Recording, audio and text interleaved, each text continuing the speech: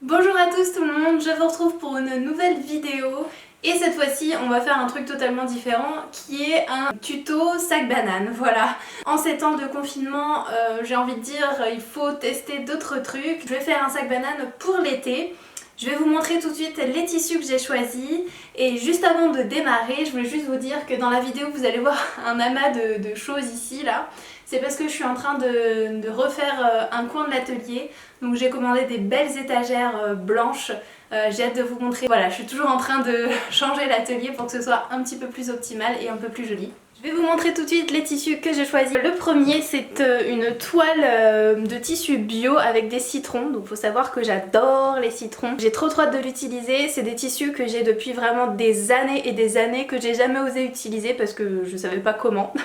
Là c'est l'occasion. Et pour l'intérieur j'ai choisi une toile enduite avec des sirènes. Les tissus vont pas particulièrement bien ensemble, mais c'est pas grave, ça fait un petit brin de folie à l'intérieur et puis surtout la toile enduite ça va protéger l'intérieur du sac tout simplement. C'est parti!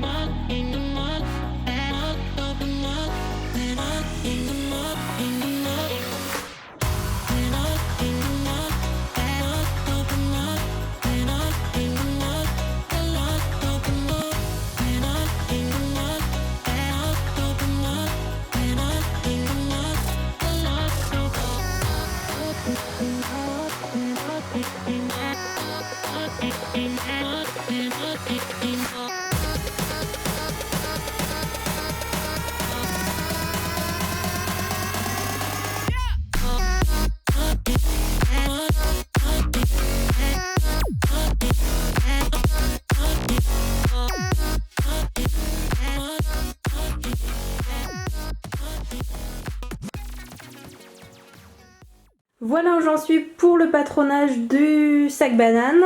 Pour le devant, ici, nous avons la fermeture éclair et du coup pour la hauteur finale, je ne sais pas exactement combien ça fera. Donc je vais attendre de connaître la hauteur du devant pour faire la hauteur du derrière. Donc ça, c'est pas encore totalement terminé. On va passer maintenant au découpage et faire les premières coutures pour voir ce que ça donne.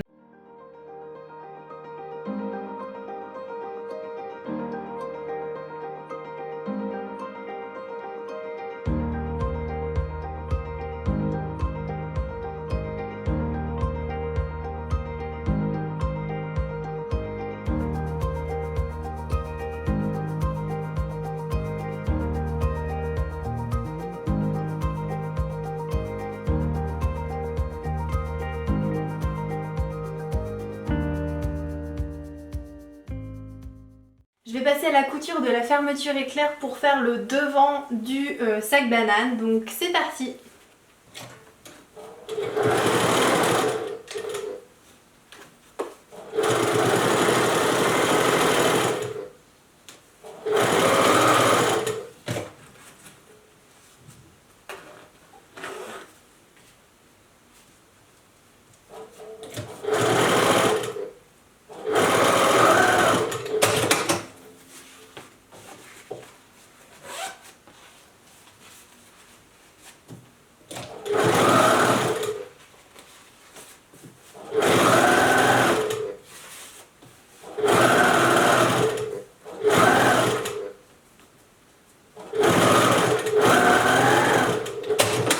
J'ai cousu la première partie du sac banane avec la petite fermeture éclair.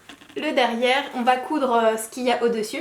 J'assemble encore une fois la petite partie du haut avec la fermeture éclair. Voilà, j'ai épinglé la partie du haut, vous voyez, pour que ça fasse ceci avec la petite fermeture au milieu. Et je vais coudre ça.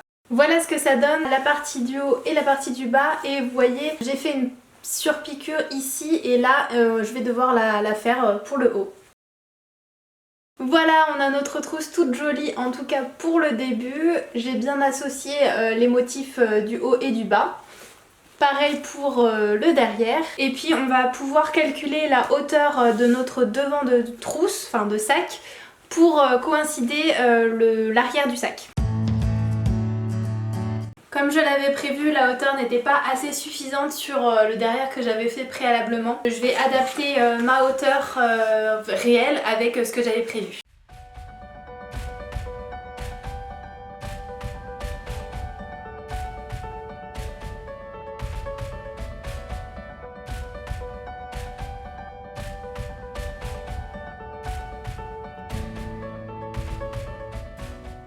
Bon, je suis en train de réaliser que la hauteur est peut-être un peu grande pour aller sur la taille. Donc je sais pas si vous pouvez vous rendre compte, mais ça fait un peu grand. Donc je me dis que je vais peut-être diminuer.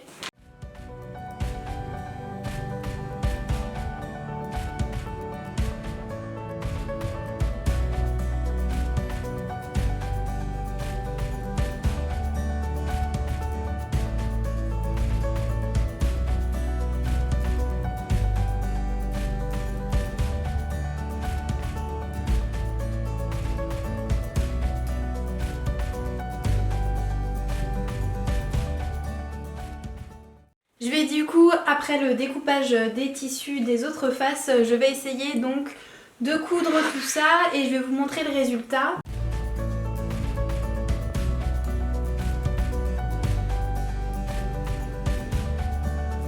Alors je m'étais pas du tout rendu compte que c'était impossible de coudre ce tissu là parce qu'il est collant en fait, il colle à la machine.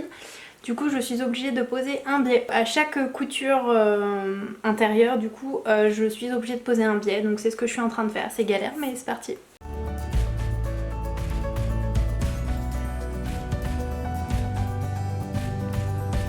Donc on est rendu là pour le sac banane, donc on a le devant, le derrière, le dessous et à l'intérieur du coup je suis obligée de poser du biais donc à chaque couture ici, ici et on continue. Là je viens de me rendre compte que j'ai oublié de poser ici les petits bouts de tissu pour pouvoir poser la sangle qui va faire tenir bien sûr le sac banane. Donc c'est parti pour défaire et refaire. Pour la sangle justement j'ai une sangle grise mais on va la pimper avec du tissu citron. Donc je vais pouvoir poser le tissu citron sur la sangle et ça va faire super joli.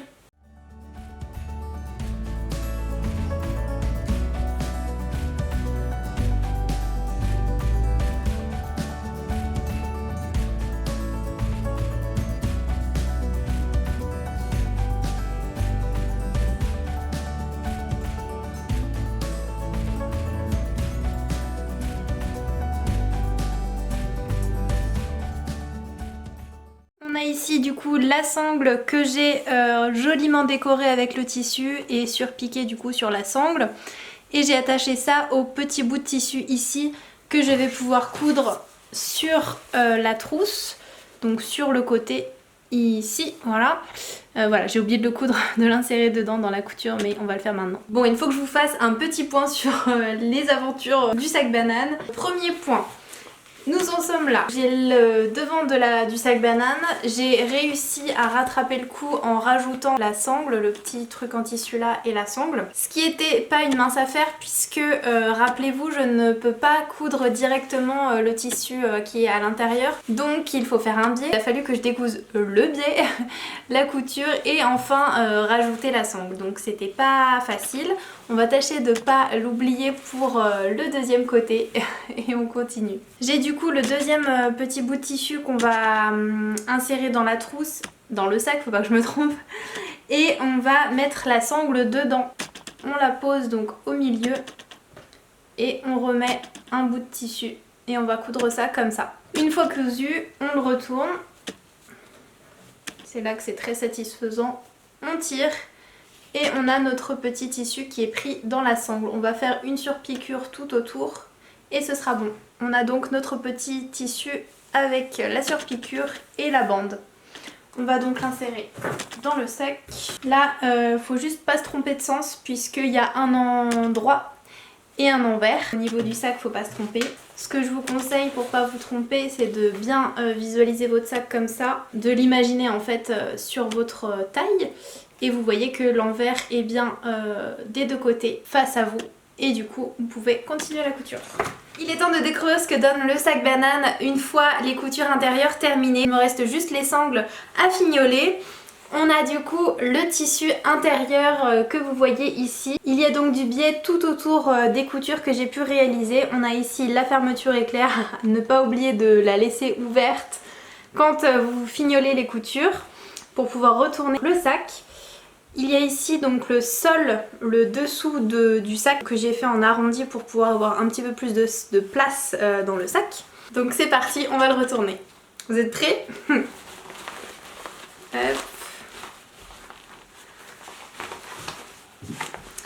On va bien dégager les angles. Hop.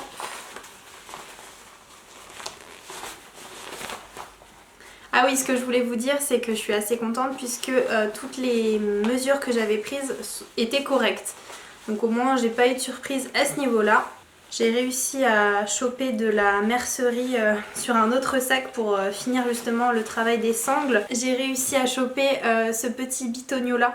Vous savez, ce qui permet de fermer la sangle. Hop. Parce que je n'en avais plus. Et ben ma foi, c'est vraiment pas mal du tout. Est-ce que je me suis trompée? Non. Oh, je suis trop contente, elle est trop belle. Alors, donc voici le petit sac banane que j'ai réalisé donc avec le tissu citron. Je suis très contente des coutures, tout est très propre, même l'intérieur. La petite fermeture éclair qui est de 24 cm de mémoire. Quand on ouvre, si j'y arrive, on voit le tissu sirène à l'intérieur. Je trouve ça assez rigolo finalement. On voit les petits biais à l'intérieur. Du coup ça fait vraiment très bien fini. Je regrette pas d'avoir posé du biais. Sinon j'aurais fait les coutures intérieures à la surjeteuse. Mais ça aurait été moins joli. Je suis très contente. Les petits tissus ici que je vous avais montré avec la sangle. À l'envers de la sangle c'est neutre. J'aurais pu mettre une autre couleur d'ailleurs, mais j'ai préféré rester en gris. Le derrière il est comme ça. Voilà. Donc je vais vous montrer après ce que ça donne sur la taille, j'ai trop hâte de l'essayer. Mais pour le moment il nous reste à finir le bord des sangles, vous voyez ça c'est à vif. Je vais m'occuper de ça, je pense que, d'ailleurs j'ai pas vérifié mais ouais je pense que c'est la bonne taille pour le petit bitonio là. Puis on va finir ça. Alors je vous ai mis un plan différent pour que vous puissiez bien voir la taille par rapport au sac que j'ai fait. Donc ça donne ça, donc je trouve que c'est vraiment parfait en termes de dimension. J'avais vraiment peur que ce soit trop gros. En termes de forme, c'était pas vraiment, c'était pas exactement ça que je voulais. Je pensais que ça ressemblerait plus à une vraie banane, donc plus en longueur, plus étirée vous voyez. Mais écoutez, j'ai fait le patron vraiment en quelques minutes, donc c'est pas très grave. Je la trouve quand même super mimi et avec une forme unique. Et puis ça passe bien, je suis très contente. Je vais essayer de faire une bandoulière qui, j'espère que j'ai fait assez long.